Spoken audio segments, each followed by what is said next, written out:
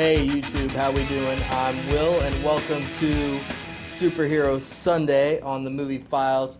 This is going to be my spoiler review for Batman vs. Superman Dawn of Justice. Now, if you haven't seen the movie, don't watch this video. Go back. I have a non-spoiler discussion that I did right after I got out of the movie, sort of raw thoughts on it.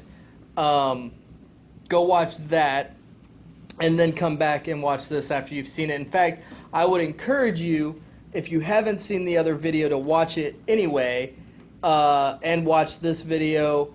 And then also on Monday, go to TheBlaze and read my full written review there, because I've got so many thoughts on this movie that between the 3 reviews you should get them all. But I know that there are things that I missed in the last video. There are going to be things that I miss in this video that get picked up in my written review. So, but anyway, on to my spoiler-filled thoughts of Batman v Superman. Right off the bat, I have to say this movie is not for everyone. This movie is going to turn off the people that are just interested in seeing a good action-filled popcorn flick. Look, if all you want is to see 2 superheroes punch each other in the face, Civil War comes out May 6th. That's the movie for you. This movie has many, many, many, many layers.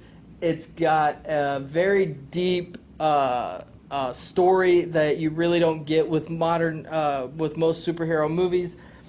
It's definitely not for everybody, and it's not for, like I said, it's not for the purist, because this is a very unique take on both characters of Batman and Superman. Superman is still basically the same character that he was in Man of Steel.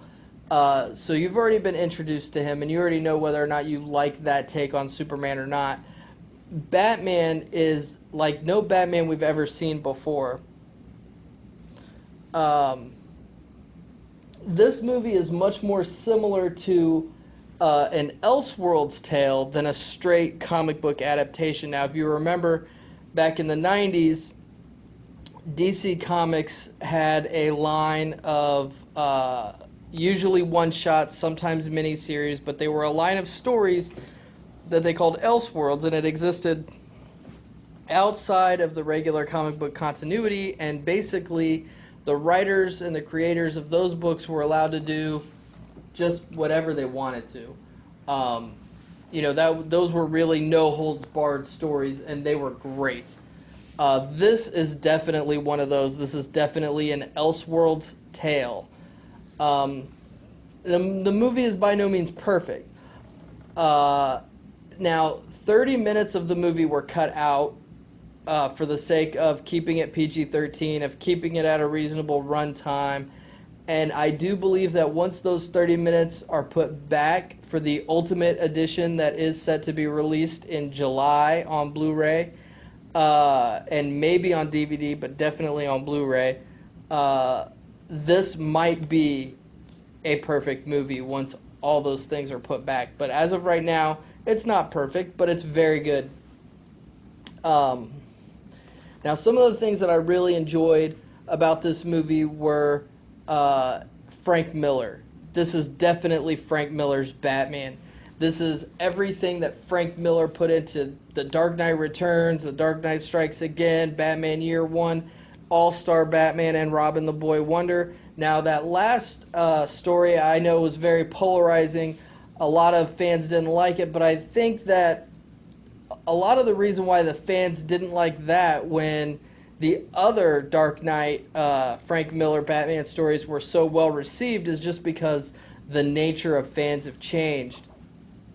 And I think it's a lot of the younger fans that didn't appreciate the gruff and hard-edged version of Batman that Frank Miller delivers. And if you didn't like All-Star Batman and Robin, you're probably going to hate the way Batman was handled in this movie. This is Frank Miller's Batman, brought beautifully to life. we finally get to see Batman being a detective. That's something that's never really ever been done in live action before. In fact, the only thing that's really missing to make this the perfect version of Batman would be to have a scene with Batman in a dark room digging through some files with a flashlight in his mouth. You don't ever get that. But apart from that, this is very much the Dark Knight detective version of Batman, which is something that's never been done in the movies yet. They did it masterfully in Batman the Animated Series, but in live action they have yet to actually tap that, and they did this time, and that was a welcome treat. The fight between Batman and Superman is 10 minutes of just pure awesomeness. Now, I do have some thoughts on the events leading up to the fight and the events following the fight that aren't so good, but the fight itself was fantastic. As with the fight with Doomsday, that was just epic. The fight with Doomsday and Superman was just fantastic, and Wonder Woman and Batman, it was great, it was epic. Say what you will about how Doomsday looks, even if you don't appreciate the way that Doomsday appears, the way he acts, the way, just the brutality and the mindlessness, it is very much the character that Dan Jurgens created in 1992. And the Justice League cameos in this movie, again, they completely further the idea of Batman as a detective. It's Batman who pieced all these people together, and he actually figures out. You see Wonder Woman a few times as Diana Prince in her civilian clothes, and she has a couple of run-ins with Bruce Wayne. And Bruce Wayne, being the great detective that Batman is, figures out who she is, and he actually finds a photograph of her from 1918, and this is a photograph from the Wonder Woman movie. This is this shows events that are going to be depicted in that movie, and you can actually see Chris Pine standing next to her in the photograph. Chris Pine, of course, was cast to play Steve Trevor in the Wonder Woman movie. And so Batman gathers up all this information, and he sends it to Wonder Woman in an email, and he says, I know who you are, and oh, by the way, here's 3 other people that are like you and like us. And you really get the sense that it's going to be Batman that ends up putting together the Justice League and being the driving force behind that. Some of the things that I didn't like so much, there are a few parts where the movie is a bit disjointed. It doesn't take away from the narrative at all. The movie still makes complete sense, but it isn't hard to guess where those 30 minutes of deleted footage were cut from. It isn't hard at all to see where they're supposed to go. And hopefully that's a problem that's fixed in the Blu-ray. Jesse Eisenberg's Lex Luthor is terrible. He acts more like the Joker or the Riddler. He's nothing like Lex Luthor. He's eccentric, he's crazy, he's off the wall, and it's not Lex Luthor. It's not an enjoyable experience. If we never see Jesse Eisenberg's Lex Luthor again, I will be very happy. Now, Doomsday, the way Doomsday was created by cloning Zod, and Lex Luthor put some of his own DNA in with it, and that whole thing was just confusing. It was convoluted. I didn't like it. It was pretty dumb. And again, the aftermath of the fight between Batman and Superman, I didn't really much care for that either. Basically, it came down to Superman got his ass beat. Superman is dying. Batman is getting ready to deliver the death blow on Superman with a kryptonite spear that he created, that he crafted, and Superman says he's gonna kill Martha. And what he means by that is Lex Luthor actually manipulated this whole fight. He has been sending messages to Batman anonymously, If you remember from the trailer, the newspaper that said you let your family die, Luthor sent that to him. And Luthor has been manipulating Batman this whole time. And he kidnaps Superman's mom and says, if you don't go kill Batman, I will kill your mom. And Superman originally goes to talk to Batman and to say, look, I need your help because Lex Luthor's manipulated this whole thing and Batman's not hearing any of it. And then the fight happens. And then just as Superman's about to die, he says he's going to kill Martha. And then that makes Batman stop because Martha was the name of Batman's mother as well. And Batman starts getting all mad. And he's like, where did you hear that name? What does that mean? And Lois Lane comes running in from out of nowhere. And she tells Batman that was his mother's name, meaning Superman's. And now the problem I have with that is Lois Lane came out of nowhere. How did she even know what was going on? But also, like, Batman just stops. And he's like, oh, your mom's name is Martha? My mom's name was Martha. We can be friends now. And I just didn't get that. Apparently, if you're fighting with somebody and you find out that their mom has the same name as your mom, I guess you automatically can be friends after that.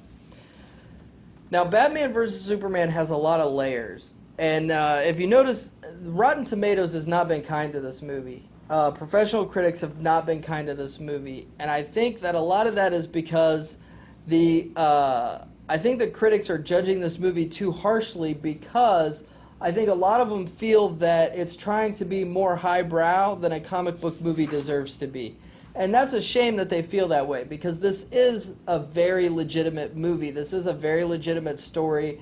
This is literature. This isn't just an action movie. And it isn't just a comic book. And I really wish that a lot of the critics would recognize it for what it is instead of what they feel it should have been. But if you'll notice Rotten Tomatoes right now, Superman Returns has a higher score than Rotten Tomatoes or than Batman vs. Superman on Rotten Tomatoes, and I just think that's disgraceful. Now this movie does leave me in doubt a little bit about DC's lineup. And the reason for that is during the fight with Doomsday, Superman is stabbed through the heart by one of Doomsday's protrusions, his bony protrusions, and he dies. Superman dies in this movie. And even though you know that they're going to bring him back, I know that they're going to bring him back, everybody knows that Superman is going to come back, I feel that that should be done in a Superman movie. There should be another Superman movie in between this one and Justice League, and it's not there on the schedule. I feel that bringing Superman back in the Justice League movie is probably a bad way to go. And then also, Superman's body was sent back home to Kansas as Clark Kent. And it's in the newspaper that Clark Kent is dead, that he was killed in this, big battle. And I don't know, I don't understand exactly where they're going with that, because in the comic books, when Superman died, Clark Kent was just missing. And then when Superman eventually came back, obviously it was Superman's body that was buried. Superman was dead. Everybody knew Superman, and Clark Kent was just missing.